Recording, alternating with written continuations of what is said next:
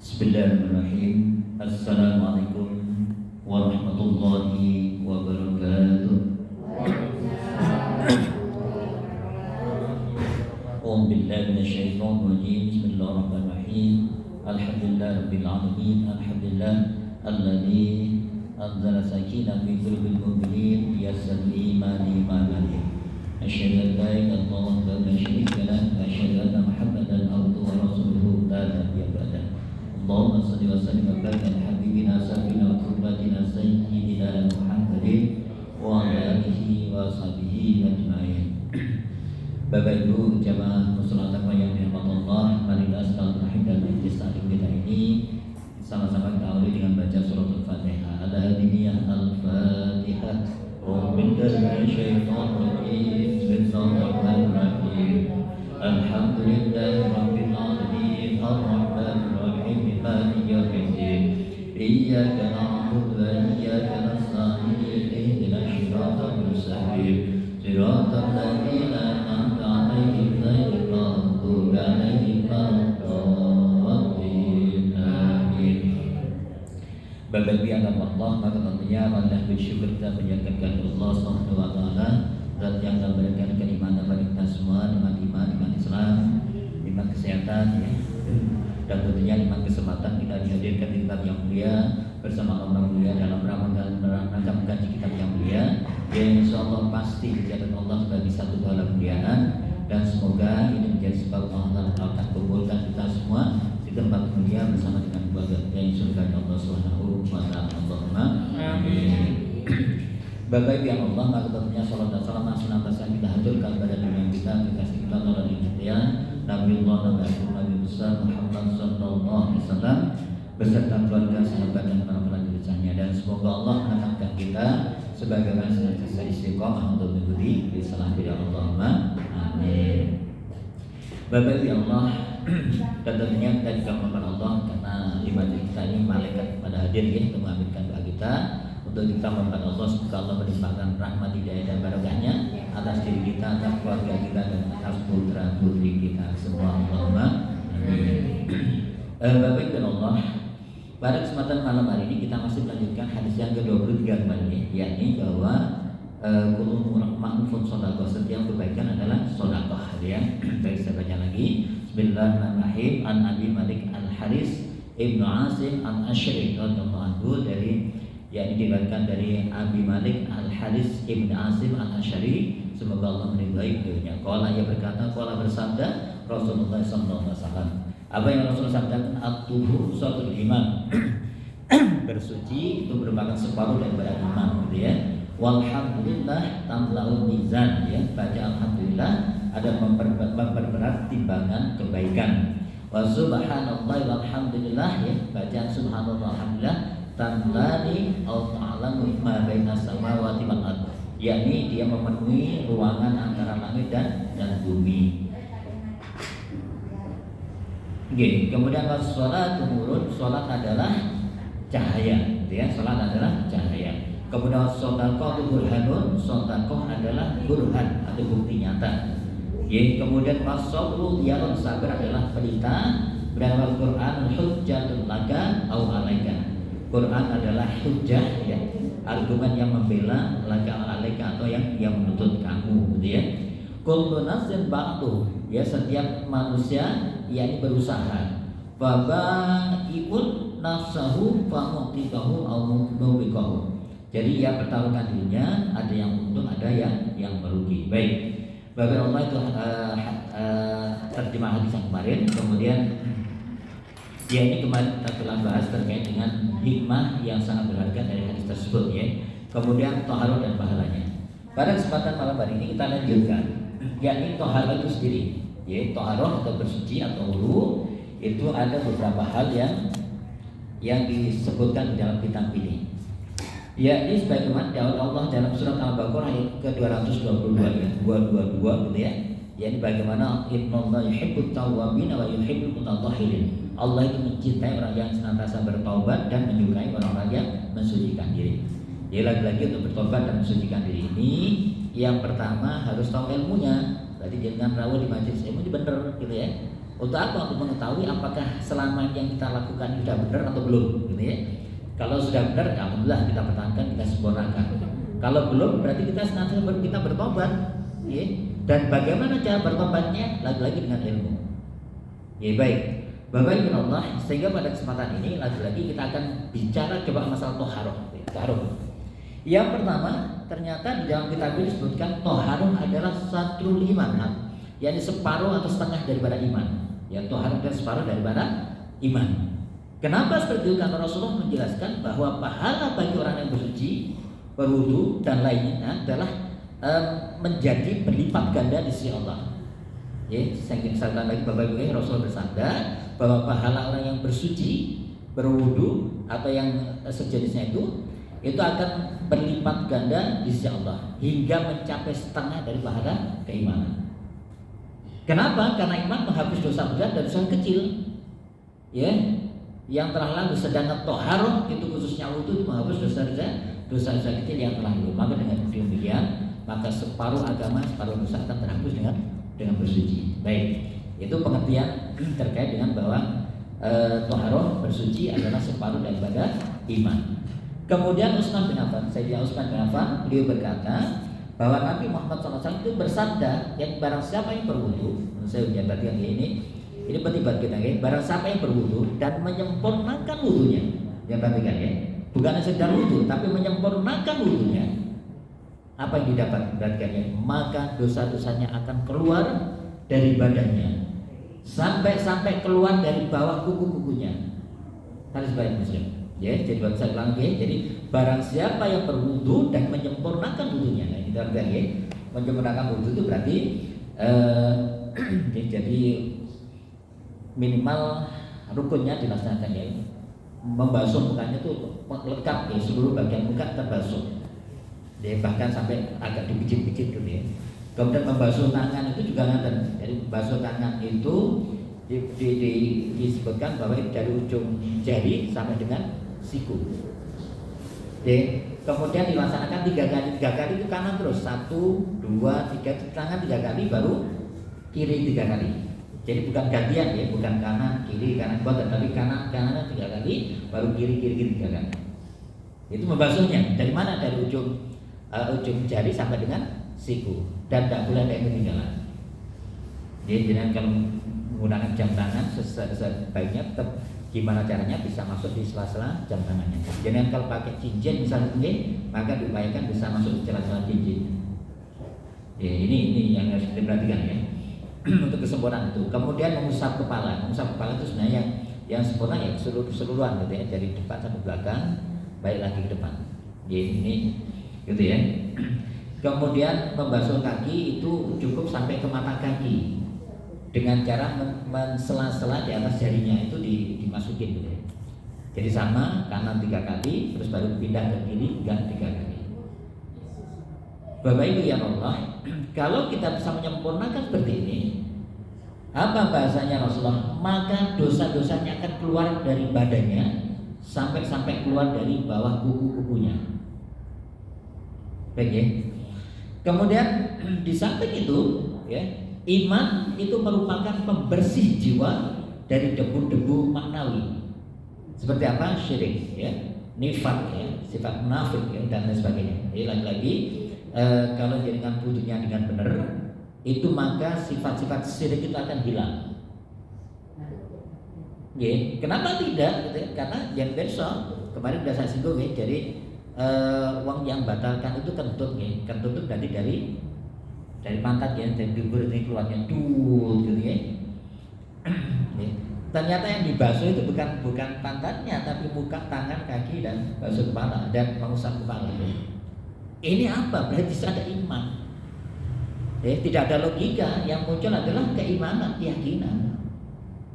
Kalau logika yang main, kentut dari belakang, artinya yang dibasuh adalah tuburnya gitu ya, di tempat keluarnya kentut tadi, atau pipis misalnya ya, dan sebagainya. Bukan itu, tetapi yang tempatnya artinya di situ benar yang berkat adalah keimanan kita. Maka di sini betul-betul kita sami'na wa ata'na atas perintah Allah dan perintah Rasulullah. Kemudian sekaligus akan menghapus sifat-sifat nifak atau munafik gitu ya. Ya, jadi orang-orang karena tadi ya kaitannya menyempurnakan wudunya, sehingga wudu tidak sekedar pokok wudu gitu ya. Jadi air dikeplok-plok dan di mukanya itu tidak disempurnakan, itu tidak benar-benar disempurnakan. Begitu dia membasuh tangannya, sampai Rasulullah pernah melihat ya ada seorang sahabat wudu, kemudian di kakinya, di bawah mata kaki ini masih kelihatan kering gitu ya. Sama Rasulullah suruh mengulang. Ya. Kemudian masih ada suruh ulang, sehingga bahasa Rasulullah, apakah kamu tidak ingin terhindar dari api neraka? Ini bahasa ini. Karena begitu nanti bersucinya ini tidak sempurna, maka sholatnya juga tidak sempurna. Perhatikan. Ya, kemudian Bapak Ibu Allah, kemudian disebutkan pula di sini bahwa sedangkan toharoh itu merupakan pembersih badan, pembersih badan ya dari kotoran-kotoran yang nyata. Itu toharoh ya. Karena itulah toharoh khususnya wudu akan menjadi tanda bagi umat manusia pada umat Muhammad Rasul pada hari kiamat nanti. Ya sebagaimana Rasulullah sampaikan, sesungguhnya umatku akan dipanggil pada hari kiamat nanti dengan penuh cahaya. Sama ibu ya. Jadi Rasulullah bersabda bahwa sesungguhnya umatku, ya kita termasuk ya, akan dipanggil pada hari kiamat dengan penuh cahaya. Kenapa? Karena bekas wudu. Ya, sehingga kalau wudunya nggak sempurna ya nggak akan muncul, mungkin bahasanya apa, api nggak muruk gitu ya. Jadi maksudnya kalau wudunya sempurna nanti kelihatan cahaya gitu ya, seperti hanya lampu kita nyala seperti ini gitu ya. Tapi kalau wudunya nggak sempurna ya kayak lampu pedot gitu ya, nggak ada nyalanya. Padahal lagi-lagi umat Rasulullah itu, bahasa Rasul, umatku akan dipanggil pada hari kiamat lagi dengan penuh cahaya karena bekas wudunya. Sehingga perintah Rasulullah, barang siapa yang bisa melebihkan cahayanya maka lakukanlah. Artinya ini bukan melebihkan, artinya membasuh tangan sampai dengan ujung bahu dah ya, basuh kaki sampai dengan ujung lutut dah, tetapi begitu batal wudu. Ya maksudnya itu. Ya jadi begitu batal wudu ya, jadi kan habis mantul siram ya, mantul mandi gitu, kemudian selesai tidak lupa melakukan wudu, berwudu. Jadi kan habis buang air kecil, buang air besar ya, kemudian selesai ya dia lupa langsung wudu. Jadi dijaga betul wudunya. Maka orang yang seperti nanti akan penuh dengan cahaya di hari kiamat. Itu bahasa Rasulullah. Muttafaqun alaih berkata hadis diriwayatkan Imam Bukhari dan Imam Muslim, dan hadisnya adalah sahih. Baik, itu yang pertama ya. Yang kedua Bapak Ibu, ternyata toharah adalah shatrul shalah. Jadi separuh daripada sholat. Ya, jadi bersuci itu separuh dari atau setengah daripada sholat. Ya, jadi pendapat mengatakan yang dimaksud dengan iman dalam hadis di atas adalah sholat. Jadi maksudnya sholat ya. Karena satu iman maksudnya adalah sholat. Ya. Kenapa? Karena Allah SWT berfirman dalam sebuah ayat Al-Baqarah 143, dan Allah tidak akan menyia-nyiakan imanmu, yaitu sholat di Baitul Maqdis. Artinya sholatnya. Sehingga mereka mengatakan karena toharah atau bersuci itu merupakan syarat sahnya sholat. Berarti ya, jadi berwudu atau bersuci itu merupakan sahnya sholat ya, syarat sahnya sholat. Sedangkan syarat suatu perbuatan seakan setengah dari perbuatan tersebut. Jadi dengan kalau sholat bentuknya nggak sempurna ya nggak sah ya, berarti sholatnya juga tidak sah. Jadi dari syarat lah ya, sama seperti itu nih. Baik, maka harus jaga betul wudunya. Baik, kemudian yang ketiga Bapak Ibu, wudu yang merupakan daripada bersuci tadi merupakan kunci surga. Wudu merupakan kunci surga.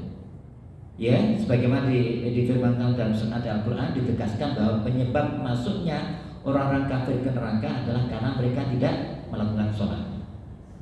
Maka berarti dia tidak melakukan wudu, ya, sebagaimana dalam surat Al-Mudaththir ya 42-43 ya. Jadi Allah berfirman, "Masalakakum fi saqar." Masalakakum fi saqar ya. Apakah yang memasukkan kamu ke dalam neraka sakor ya? Qalu, mereka jawab, lam naku minal musallin. Ya, lam naku minal musallin. Kami dahulu tidak pernah mengerjakan sholat, ya, tidak pernah mengerjakan sholat ya. Sehingga kalau tidak pernah mengerjakan sholat, maka tidak pernah berwudu.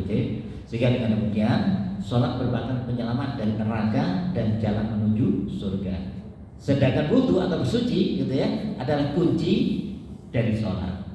Ya, jelas di sini. Jadi Bapak Ibu, kenapa wudu merupakan kunci surga? Sehingga perlu nanti perlu kita praktek wudu ya, yang benar seperti apa gitu ya, yang sempurna maksudnya gitu ya.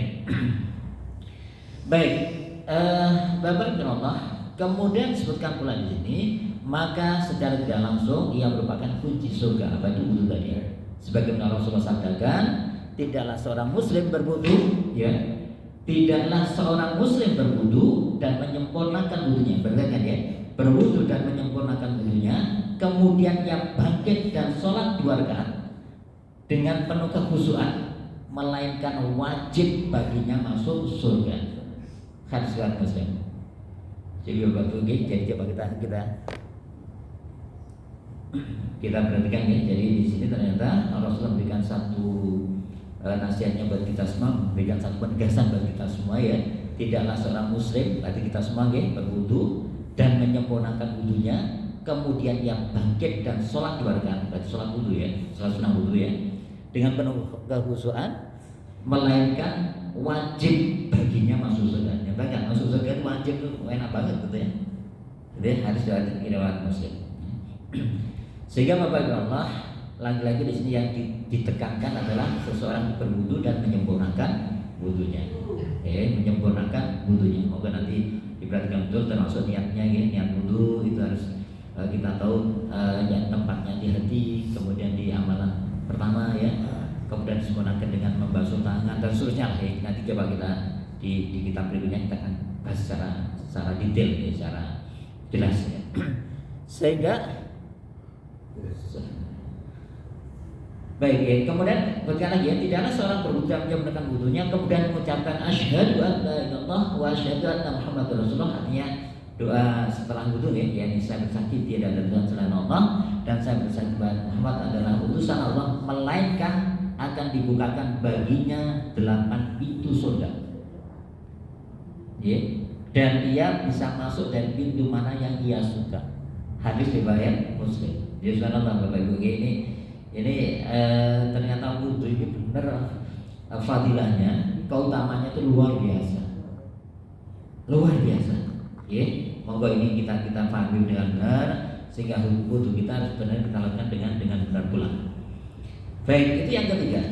Kemudian yang keempat, monggo nanti kalau waktunya ditanyakan langsung gimana ya. Yang keempat, wudu itu merupakan cerminan dari keimanan. Apa? Wudu merupakan cerminan dari keimanan. Kenapa? Karena dikirakan tidak ada seorang pun yang senantiasa menjaga wudu kecuali orang beriman. Jadi kalau dia nggak beriman, ngapain jaga wudu? Atau bahkan imannya nggak begitu kokoh, ngapain dia jaga batal wudu ya? Dan lagi di sini adalah saat dengan menjaga wudu menandakan bahwa kita adalah orang yang beriman dan akan dijaga keimanan kita oleh Allah. Ya, sebagaimana Rasulullah sabdakan, tidak akan ada yang menjaga wudu selain orang yang beriman. Hadis riwayat Abu Dawud, Hakim dan Ibnu Majah. Ya, tidak akan ada orang yang menjaga wudu selain orang yang beriman. Gitu ya, lagi-lagi berarti kalau dengan jaga wudu itu menjadi tanda atau cerminan keimanan kita. Baik, kemudian sebutkan pula karena apa? Karena wudu adalah sesuatu yang lebih dominan sisi batinnya. Ya tadi sudah kita singgung ya. Sehingga wajar jika orang yang selalu menjaga wudu akan lebih dahulu masuk surga. Ya, saya lagi. Jadi wajar jika orang yang selalu menjaga wudu akan lebih dahulu masuk surga. Ya, ini satu ketika diriwayatkan satu saat Rasulullah memanggil Bilal bin Rabah. Lalu ia bertanya, wahai Bilal, dengan amalan apa kamu mendahuluiku masuk surga? Ya baik kan ya, sahabat Rasulullah Bilal mendahului Rasulullah masuk surga. Ya, sama lagi, wahai Bilal, dengan amalan apa kamu mendahuluiku masuk surga? Rasulullah sampaikan, semalam aku masuk surga. Oke, semalam aku masuk surga. Kemudian aku mendengar bunyi alas kakimu di depanku, bahasa Rasulullah. Maka Bilal bin Rabah ini menjawab, ya Rasulullah, tidaklah saya mendengar azan melainkan saya sholat 2 rakaat, dan tidaklah saya batal atau hadas ya melainkan saya berwudu. Rasulullah berkata, berarti karena itu engkau mendahului aku di surga. Artinya jaga wudu. Moga kita misalkan sedapat mungkin batal wudu sebisanya langsung. Tertib.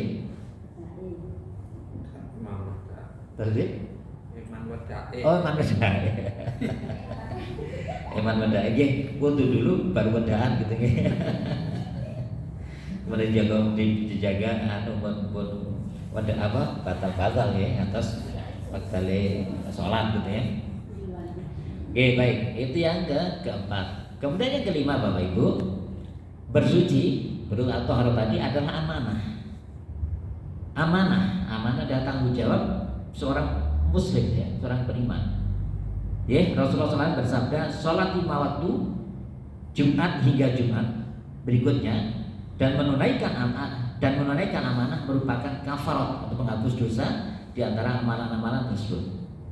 Salah lagi Bapak Ibu ya, sholat 5 waktu Jumat hingga Jumat berikutnya dan menunaikan amanah merupakan kafarat. Kafarat itu penebus dosa atau penghapus dosa di antara amalan-amalan tersebut.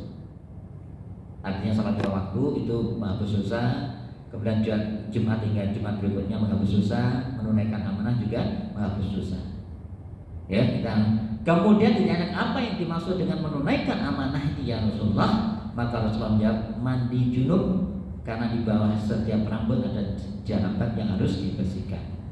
Dan mandi junub adalah bagian pada toharat suci.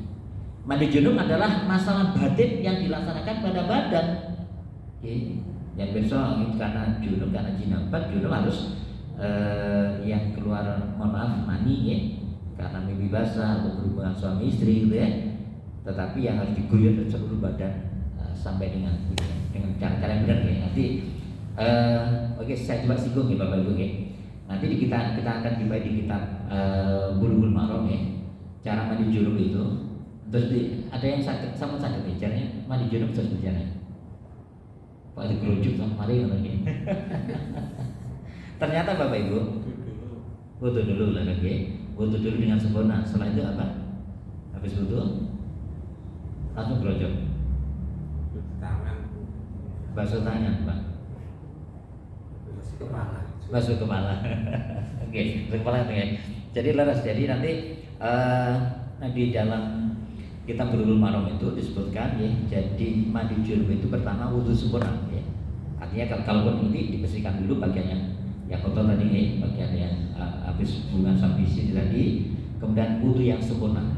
Habis wudu sempurna mengambil air di tangan ini kemudian dibasuhkan kepala, rambut ya, kepala sampai ke ujungnya rambut sama 3 kali. Jus ini. Kemudian baru ngambil air diguyur kepalanya dulu, kemudian sisi kanan, sisi kiri, dan kaki. Kaki secara sendiri. Ya, jadi yang belum sempurna disempurnakan ya Bapak Ibu nanti, karena ini penting. Karena junubnya nggak sempurna, ya otomatis nanti sholatnya nggak sempurna. Kalau dengan junubnya katakan misalnya, saya melakukan itu hanya malam Jumat saja, mohon maaf ya, misalnya malam Jumat saja. Dan junubnya tidak sempurna, maka seminggu itu tidak sempurna, tidak sempurna ya, maka perlu disempurnakan. Jadi gimana caranya wudu sempurna? Kemudian ngambil air dengan tangan kita, kemudian dibasahkan ke kepala ya, ke seluruh bagian rambut ini sampai masuk ke pori-porinya, masuk ke ujung ininya rambutnya ya. Kemudian baru diguyur pakai kayu gitu atau pakai shower sore. Dari kepala, kemudian pundak, sisi kanan, sisi kiri, kemudian kaki. Lo kakinya udah basah Ustaz, ya tetap, ya, karena sunahnya seperti itu. Jadi itu baru sempurna. Karena ya, baik. Bapak dan Allah, maka di sini lagi, ini yang disebut Rasulullah adalah mandi junub karena di bawah setiap rambut ada janabat yang harus dibersihkan. Mandi junub adalah masalah batin yang dilaksanakan pada badan. Tidak ada yang mengetahui hakikatnya kecuali Allah SWT saja. Ya, kotoran tersebut tidak akan hilang kecuali dengan usaha dan niat yang dilakukan orang yang bersangkutan, tidak boleh orang lain. Ya, sedangkan niat adalah masalah khafi yang tidak tampak. Ya, di hati, niat itu di hati. Ya, karena itu menghilangkan kotoran yang toharoh merupakan termasuk menunaikan Benar kan mana ya? Di dalam riwayat Abu Darda disebutkan bahwa Allah tidak mempercayai anak Adam dalam urusan agama selain mandi junub. Artinya sudah mandi junub percaya sepenuhnya pada kita. Nah, kalau ternyata kita melaksanakan tidak sempurna, Allah percaya, wah ini bahaya, gitu ya. Lagi-lagi toharoh adalah amanah, dan amanah adalah cerminan daripada agama seseorang. Ada seorang menasihati santrinya dengan satu kalimat, la dinan limalah amanah. Tidak beragama seseorang bila dia tidak amanah. Makanya saya sering sampaikan hati-hati. Jadi mengurus musola, mengurus masjid atau mengurus apapun ya, di situ ada amanah, gitu ya. Saat itu tidak ada amanahnya, tidak dilaksanakan dengan baik, dipertanyakan karena tadi la dinan, tidak beragama seseorang lima amanah, manakala dia tidak amanah. Kita harus berusaha untuk amanah tersebut. Baik. Bapak Ibu Allah, kemudian yang keenam, bersuci ini adalah membersihkan hati. Toharoh itu yang notabene membersihkan badan tadi itu sebenarnya adalah membersihkan hati. Dalam kitab itu disebutkan seperti itu ya. Artinya apa? Toharoh yang kita lakukan, berwudu yang kita lakukan, basuh muka, basuh tangan ya, basuh kepala, basuh kaki, mungkin juga tangan dan sebagainya ini tidak akan ada gunanya jika hanya sebatas mensucikan anggota badan saja. Sama yang kita lakukan tadi tidak akan ada gunanya jika hanya sebatas mensucikan anggota badan saja dan tidak diiringi dengan toharoh batin. Sehingga benar begitu kita basuh muka itu kita mohon Allah untuk dijaga mata kita, dijaga lisan kita ya. Saat kita membasuh tangan juga kita mohon Allah untuk dijaga tangan kita dari hal yang buruk ya. Saat kita membasuh kepala, mengusap kepala gitu ya, ini kita juga mohon Allah untuk senantiasa dibersihkan otak kita dan pikiran kita dan sebagainya.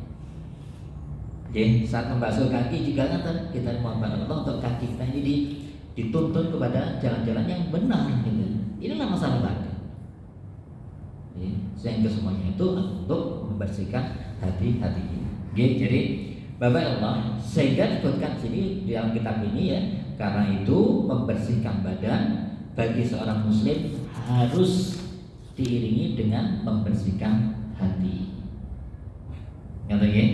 Kemudian disebutkan lagi di sini membersihkan badan bagi seorang muslim juga harus meluruskan niat dan tujuan.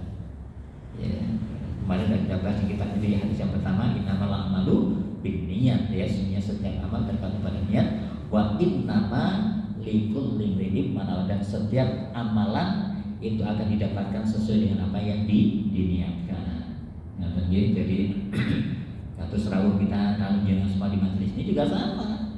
Niatnya karena Allah ya sudah dapat mendapatkan apa yang Allah berikan semestinya dalam majelis ilmu seperti ini. Kalau niatnya karena yang lain ya kita harus luruskan ya, kita luruskan lagi. Seorang muslim harus meluruskan niat dan tujuan. Kemudian disebutkan pula di sini bahwa seorang muslim itu selain membersihkan badan bagi seorang muslim itu juga merupakan harus konsisten dalam setiap perbuatannya. Bahkan Imam Al-Ghazali telah menafsirkan wudu itu dengan bersihnya hati dalam segala dendam, dengki dan penyakit hati lainnya. Jadi suatu Imam Al-Ghazali itu memberikan satu penafsiran, memberikan satu penjelasan bahwa berwudu itu untuk membersihkan hati dari sifat dendam, dengki dan penyakit lainnya. Jadi ini soalnya baik kalau kita pahami betul, ternyata wudu itu luar biasa. Bukan sekedar wudu, ternyata kan memang ada hikmah, ada tujuannya yang diinginkan. Karena itu iman akan sempurna dalam hal tersebut. Beliau juga menafsirkan bahwa dengan meninggalkan maksiat dan dosa. Itu Imam Al-Ghazali. Baik. Ini lagi-lagi Bapak Ibu, ini ada 6 pemahaman terkait dengan masalah bersuci. 1, bersuci merupakan setengah iman. Yang kedua, bersuci merupakan setengah daripada sholat. Yang ketiga, berwudu merupakan kunci surga. Yang keempat, wudu merupakan cerminan dari keimanan. Yang kelima, bersuci adalah amanah. Dan yang terakhir, bersuci akan membersihkan hati. Dia mengatakan ini terkait dengan al-tuhuru satrul iman. Kenapa bersuci itu separuh daripada iman. Nanti ini penting. Baik. Bapak Allah. Kemudian kita masuk yang kedua, yakni zikrullah. Ya. Zikrullah tadi di hadisnya disebutkan dengan satu kalimat apa? Alhamdulillah, subhanallah, alhamdulillah, gitu ya. Kemudian dan seterusnya. Baik, kita coba perhatikan. Bapak itu yang dirahmati Allah, di bab yang berikutnya dari hadis ini, yakni kita dianjurkan, diajarkan, dan bahkan diwajibkan untuk zikrullah. Okay. Kenapa? Karena bentuk pengungkapan rasa syukur kita kepada Allah itu adalah dengan banyak berzikir kepada Allah. Lagi, jadi bentuk rasa syukur kita pada Allah itu ternyata itu kita ungkapkan dalam bentuk berzikir pada Allah. Jadi apalagi dengan lafaz yang telah disebutkan Rasulullah dengan kalimat-kalimat tadi dan hadis tadi ya. Jadi lagi-lagi zikir itu tersebut adalah memenuhi timbangan amal kebaikan pada hari kiamat. Itu zikir. Hingga amalan kebaikannya lebih berat daripada keburukan yang telah dilakukan. Itu zikir. Dengan begitu disebutkan ya, ia menjadi orang yang selamat dan dekat dengan Allah. Selamat dan dekat dengan Allah. Apalagi jika selain memuji Allah, ia juga mensucikan, mengagungkan dan meninggikan dan mengesahkan Allah. Coba Bapak Ibu ya. Jadi yang dari hadis yang kita baca kemarin atau tadi, alhamdulillah itu memenuhi timbangan. Berarti kan ya? Alhamdulillah memenuhi timbangan. Subhanallah, alhamdulillah memenuhi antara langit dan bumi. Ya, subhanallah, alhamdulillah memenuhi antara langit dan bumi. Di riwayat Imam Muslim itu disebutkan lagi tasbih dan takbir. Ya, tasbih tadi subhanallah, takbir dan Allahu Akbar itu memenuhi langit dan bumi. Ya, kemudian Imam Tirmidzi itu meriwayatkan tidak ada penghalang antara la ilaha illallah dengan Allah hingga sampai kepadanya. Sehingga kenapa Bapak Ibu kita lagi la ilaha illallah, la ilaha illallah itu harus benar kita harus sampai dengan betul, karena di situ kita sedang tidak ada penghalang dengan Allah. Ya, subhanallah. Ya Pak, ya kita terangkan lagi. Ya. Banyak hadis yang menyebutkan keutamaan keempat kalimat tersebut. Ya. Jadi di antara Abu Sa'id Al-Khudri dan Abu Hurairah itu berkata bahwa Rasulullah bersabda, sesungguhnya Allah Subhanahu wa taala memilih 4 kalimat. Apa itu? Yakni subhanallah, maksudnya Allah ya. Alhamdulillah, la ilaha illallah, Allahu Akbar. Ini kan kita baca setelah bagi sholat ya. Subhanallah, alhamdulillah, la ilaha illallah, Allahu Akbar. Kemudian sebutkan barang siapa mengucapkan subhanallah maka akan dicatat baginya 20 kebaikan. Berapa? 20 kebaikan. Dan akan dihapus darinya 20 kejelekan. Oke, artinya Bapak Ibu logika sederhananya ya, kalau dalam pondok itu ada ilmu mantek namanya ya. Orang maksudnya kalau sudah biasa mengucapkan subhanallah, subhanallah, subhanallah, subhanallah, tentunya dengan diresapi betul, itu akan dicatat baginya 20 kebaikan dan dihapus 20 kejelekan. Artinya orang yang seperti ini tidak akan muncul lagi sifat-sifat jeleknya ya. Ya, tidak akan muncul sifat jelek-jeleknya ya, sifat merasani wong, misalnya sifat kiri sama wong, orang lain dan sebagainya tidak akan muncul. Kenapa? Karena telah dihapus Allah. Ini baru kalimat subhanallah. Ya, kemudian siapa yang mengucapkan Allahu Akbar maka akan mendapatkan hal yang sama, yakni apa? 20 kebaikan dan dihapus 20 kejelekan. Ya, kemudian barang siapa yang mengucapkan kalimat alhamdulillah akan mendapatkan hal yang sama, yakni 20 kebaikan dan 20 kejelekan. Dan barang siapa yang mengucapkan alhamdulillah maka akan mendapatkan hal yang sama, yakni 20 kebaikan dan 20 dihapus 20 kejelekan. Kemudian dan barang siapa yang mengucapkan alhamdulillahirabbil alamin maka akan dicatat baginya 30 kebaikan dan dihapus darinya 30 kejelekan. Ya, makanya kadang kita habis ya subhanallah, subhanallah, subhanallah, subhanallah, alhamdulillah, alhamdulillah, alhamdulillah, alhamdulillah, Allah kan gini. Ini tujuannya untuk mendapatkan hal yang maksimal tadi. Jadi ditambahnya kebaikan dan dihapusnya kejelekan kita. Ya subhanallah ya. Jadi berugilah Bapak Ibu kalau misalnya ada di antara kita habis sholat terus langsung pelencing gitu ya, nggak dikir ya, nggak bersama-sama ya. Karena di sini kita berkesempatan untuk mengucapkan subhanallah, alhamdulillah, la ilaha illallah, Allahu akbar. Oke.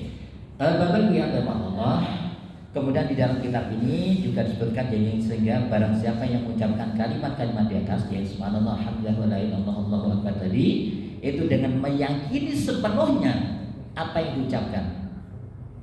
Ya, terus lagi kalau subhanallah berarti artinya apa? Subhanallah gimana artinya apa? Maha suci Allah. Alhamdulillah, segala puji bagi Allah. La ilaha illallah, tidak ada selain Allah. Allahu akbar, Allah Maha Besar. Jadi ini bahasa Rasulullah, barang siapa yang mengucapkan kalimat-kalimat tadi dengan meyakini sepenuhnya apa yang diucapkan dan merenungi maknanya yang terkandung di dalamnya, maka maka akan mendapatkan pahala yang besar. Besarnya seberapa? Andai diukur karena ya, andai diukur tentulah akan memenuhi antara langit dan bumi.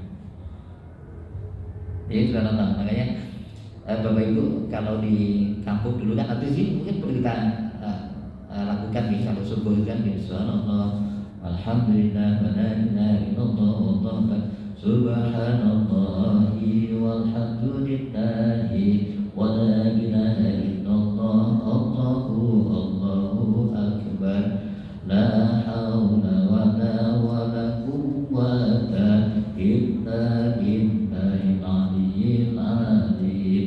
Jadi kalau berjadi di kampung, di mushola dan masjid kampung. Tapi kalau jangan tersebut di pondok itu cepat banget, subhanallah, la ilaha illallah, itu sebelum subuh anak-anak. Jadi saya ingat betul itu pokoknya habis adzan subuh itu pujiannya mesti itu.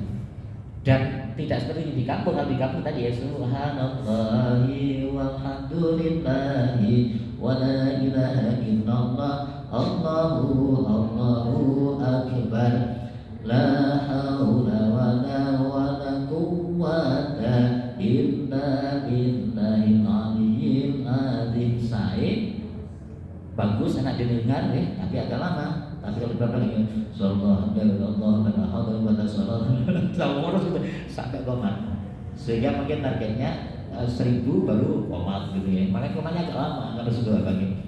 Baik, ini lagi-lagi besarnya apa Anda diukur tentulah akan memenuhi antara langit dan bumi. Bahkan saat yang memiliki anak tangga untuk bisa sampai pada derajat yang paling tinggi.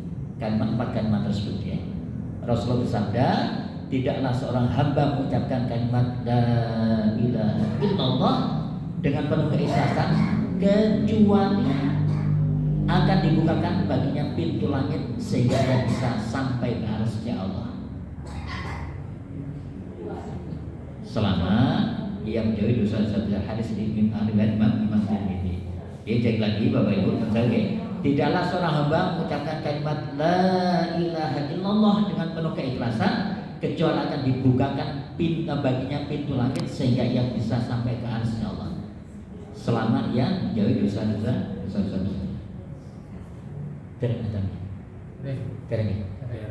Baik. Kemudian Bapak Ibu Allah disebutkan orang yang bisa mencapai ars adalah orang-orang yang bisa mencapai derajat paling tinggi. Bapak Ibu Allah, kemudian para ulama itu berkata keempat kalimat tadi ya, kalimat subhanallah, alhamdulillah, la ilaha illallah ini adalah amalan-amalan yang kekal dan soleh, sebagaimana disebutkan dalam sebuah firman Allah di surat Al-Kahfi ayat ke-46, harta dan anak-anak adalah perhiasan kehidupan dunia. Harta dan anak-anak adalah perhiasan kehidupan dunia. Tetapi amalan-amalan yang kekal lagi soleh adalah lebih baik pahalanya di sisi Allah serta lebih baik untuk menjadi harapan. Apa itu kalimat subhanallah, alhamdulillah, wa la ilaha illallah, wallahu akbar. Artinya pahala yang kekal dan apa tadi itu berkembang si Allah dengan begitu lebih jelas lebih baik dibandingkan dengan harta dan keluarga dan anak-anak itu. Baik ya, jadi ini ada 4 kalimat yang monggo nanti diamalkan selain habis sholat kayak gini mungkin bisa ditambahkan sendiri ya. Baik, Bapak Ibu Allah, kemudian zikrullah itu akan mendapatkan sebuah ketenangan hati. Zikrullah akan mendapatkan ketenangan hati. Ya kenapa? Lagi-lagi sebutkan sini berzikir harus dilakukan dengan khusyuk dan penuh penghayatan. Ya, menurut saya Bapak Ibu saya bersyukur ya. Kadang di musola ini ya kalau kita berzikir ya Astagfirullahaladzim itu diikuti. Kadang saya imam di tempat lain tuh imamnya wiridan, makmumnya meneng aja gitu. Mudah-mudahan ngantuk gitu. Ini sering kali sehingga imamnya wiridan sendiri gitu ya. Banyak itu makmumnya. Termasuk saya udah kita perhatikan di Masjid Al Badar kan gitu ya. Saya imam ini juga ganteng melok wiridan ini gitu. Padahal yang dituntut di sini adalah bagaimana itu berzikir dengan khusyuk dan penuh penghayatan agar apa? Untuk memberikan pengaruh positif pada orang yang melakukannya sehingga hati menjadi tenang dan akhlak menjadi lebih baik. Ya sebagaimana Allah berfirman, "Ala bidzikrillah tatma'innul." Ingatlah hanya dengan mengingat Allah hati menjadi tentram. Kemudian memperbanyak zikir. Oke, ya. Terakhir kita memperbanyak zikir. Jadi seorang mukmin sangat memerlukan ketenangan hati dan ketentraman jiwa. Karena itu ia perlu memperbanyak zikir kepada Allah SWT. Agar apa? Agar senantiasa hubungannya dengan Allah itu mesra. Ya, saya sampaikan kita perlu bermesra dengan Allah. Bersandar kepada Allah saja, memohon pertolongan kepada Allah saja dan ampunan Allah kita dapatkan. Ya, orang yang sepertinya akan selalu dapat ingat dalam ingatan Allah, sehingga ia selalu dilimpahi karunia dan rahmatnya Allah, dan selalu dalam petunjuk dan bimbingan Allah. Dia sebagaimana difirmankan Allah di dalam surat Al-Ahzab ya, yang disebutkan hai orang beriman, berzikirlah kepadaku dengan zikir yang sebanyak-banyaknya, zikron katsiro ya, dan bertasbihlah kepadanya di waktu pagi dan petang. Dialah yang memberi rahmat kepadamu dan malaikatnya memohonkan ampunan kepadamu dengan apa? Dengan berzikir kepada Allah. Dia supaya dia mengeluarkan kamu dari kegelapan kepada cahaya yang terang, dan adalah dia Allah Maha Penyayang lagi Maha kepada orang-orang yang beriman. Semoga kita semua bisa melaksanakannya semua minimal dalam 2 hal tadi yang bersuci dan berzikir kepada Allah Subhanahu wa taala. Allahumma amin. Oke, monggo Pak. Iya, monggo Pak.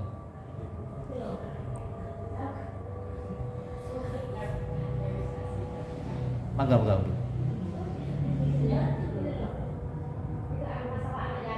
Oke.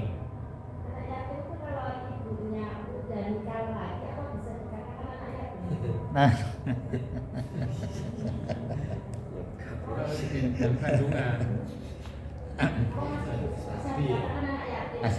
Oke.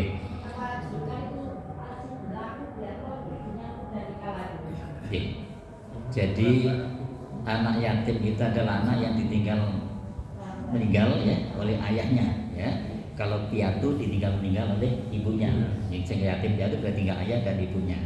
Terus gimana kalau misal ibunya suaminya meninggal, ibunya menikah lagi gitu ya, sehingga dapat ayah sambung gitu, ayah atau ayah tiri, itu statusnya tetap anak yatim. Statusnya tetap anak yatim. Sehingga kenapa Bapak Ibu pada saat kita bicara fitrah atau zakat itu anak yatim tidak masuk. Yang maksud adalah fakir atau miskin ya, dan seterusnya gitu Pak. Karena di sini anak yatim ini beda case-nya, beda kasusnya dengan infak zakat tadi.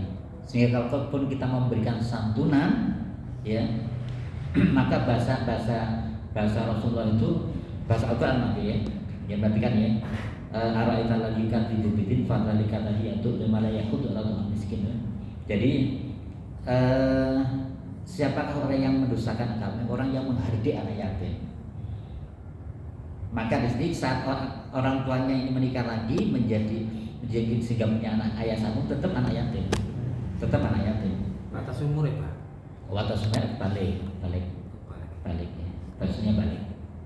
Nah, jadi balik itu berarti kalau tidak sempat mimpi basah berarti di usia 15 tahun. Tapi kalau sebelum sudah mimpi basah berarti sudah tidak lagi anak yatim.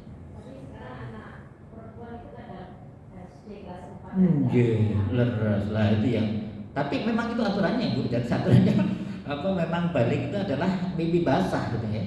Laki maupun perempuan. Ya makanya dengan perkembangan zaman ini leres, ada anak yang kelas 4 berarti kan masih usia bintang gitu. 9 ya.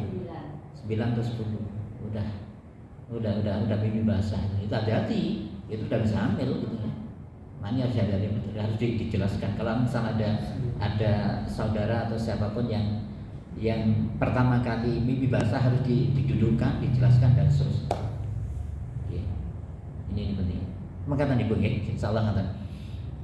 Sehingga ini harus benar mendudukkan saat nanti kita bicara membagi santunan ya, membagi zakat atau fitrah harus dipisahkan. Harus dipisahkan. Nah, ini penting sekali. Makatan Ibu ya, misal wonten malih. Oke. Leres deh. Sehingga yang perlu kita jaga Ibu, jadi yang perlu kita jaga yang kita tetap membaiki anak yatim. Jadi kadang anak yatim itu seringkali goda ya. Apalagi sampai sudah punya yang sambung godanya itu teman-teman. Goda teman-teman. Enggak apa-apa, itu memang ujian buat kita.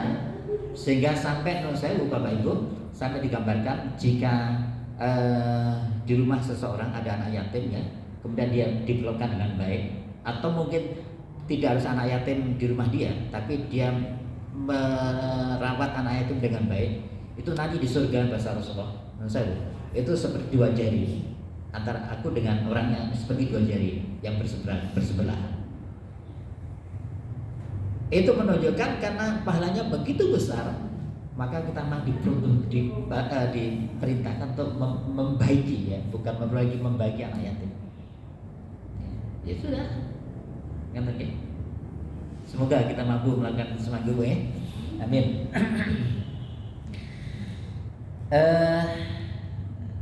Saya tersihatkan ini. Terus ini Ibu, yang lebih penting lagi karena kaitan dengan anak yatim tadi ya. Jadi kalaupun nanti kita misalnya kita mengenal 2 anak yatim. Kita mengenal 2 anak yatim yang berbeda ya. Anak yatim satu ini anak yatim tetangga kita atau anak teman kita misalnya ya. Kemudian satu ini anak yatim kerabat kita. Kerabat itu bisa ponakan, bisa sepupu, seperabat dekat ataupun jauh ya. Dan dua-duanya sama-sama membutuhkan. Makanya di prioritas adalah anak yatim yang kerabat kita. Oke, saya sering sampaikan Bapak Ibu kepada teman-teman di majelis ilmu seperti ini ya. Kalau jenengan nanti masuk menjelang Ramadan atau inilah mungkin menjelang itulah karena menjelang Ramadan biasanya gitu ya. Tolong didis gitu ya. Didis di daftar kira-kira kerabat yang membutuhkan bantuan ya. Itu diprioritaskan. Jadi jangan mendahulukan teman tetangga tapi ada kerabat yang di depan nggak boleh. Ya. Dasarnya apa? Ya di surat Al-Baqarah 107 yang bagian Allah yang tahu bila masyaitan Bismillahirrahmanirrahim ya. Laisal birru an tuwallu wujuhakum qiblal masyriq wal maghrib. Ya, tiada kebaikan seribu saat kalian menghadap ke barat atau ke timurannya melakukan sholat ya. Walakin al-birra man amana billahi wal yawmil akhir ya. Yakni kalian beriman pada Allah dan hari akhir dan surga tadi, kemudian menginfakkan harta terbaiknya kepada kerabat. Itu pertama, itu pertama. Mungkin pernah kami sampaikan ya di majelis ini, misal jenengan di tinggal kita ini ya, itu ada 3 orang tetangga, 1 tetangga non muslim, 2 tetangga muslim, 3 tetangga muslim dan kerabat kita ya, sehingga kalau jenengan punya uang atau punya hadiah cukup untuk 1 orang yang dapat adalah tetangga muslim dan kerabat kita, walaupun tempatnya di ujung pencampingan sana misalnya ya, gitu ya. Kemudian kalau jenengan punya tetangga 2 ya, katakanlah tetangga muslim dan tetangga non muslim gitu ya, dan jenengan dan tetangga yang muslim dan kerabat tadi itu, terus jenengan cuma punya 2 jatah ya yang mau diberikan, maka prioritasnya adalah tetangga muslim dan kerabat itu yang pertama, dan tetangga muslim yang kedua. Insya Allah nanti kayaknya itu ya, walaupun kita tidak berharap ya seperti tahun kemarin, nanti selain kita dapat dari panitia berbanyak abadi ya yang Masjid Al-Badan, nanti kita akan dapat dari beberapa majelis taklim yang saya punya ya. Itu saya disampaikan untuk lagi-lagi ini peruntukannya Mas Yab, bukan untuk pengurus ini ya, bukan pengurus takmir, bukan pengurus musola ya, tapi untuk jamaah kita gitu ya. Siapa punya panah jamaah berhak mendapatkan itu. Ya begini. Baik, ngapunten. Oke, berkata yang bisa saya berikan soal nanti kita lanjutkan pada pertemuan yang akan datang, dan semoga memberikan kesempatan kita sehingga kita beristiqamah billahi minasyaitonir rajim. Bismillahirrahmanirrahim. Allahumma shalli ala sayyidina Muhammad sallallahu alaihi wasallam. Allahumma ighfir lil muslimina wal mu'minina wal mu'minat ahya'i minhum wal amwat. Innaka sami'un qaribun mujibud da'wati ya qawiyul hajat. Allahumma ighfir lana dhunubana wa li walidina warhamhum kama rabbayana shighara. Allahumma arina al-haqqa haqqan warzuqna ittiba'ah wa al-batila batilan warzuqna ijtinabah. Allahumma inna na'udzubika min ilmin la yanfa' wa qalbin la yakhsha wa amalin la yurfa' wa du'ain la yusma'. Rabbana atina fid dunya hasanah wa fil akhirati hasanah wa qina adzabannar wa dhina jannata ma'al abrar ya aziz ya ghafar ya rabbal alamin. Subhana rabbika rabbil izzati amma yasifun wa salamun alal mursalin walhamdulillahi rabbil alamin. Saya mohon maaf, ihdinas siratal mustaqim, billahi taufiq wal hidayah. Wassalamualaikum warahmatullahi wabarakatuh.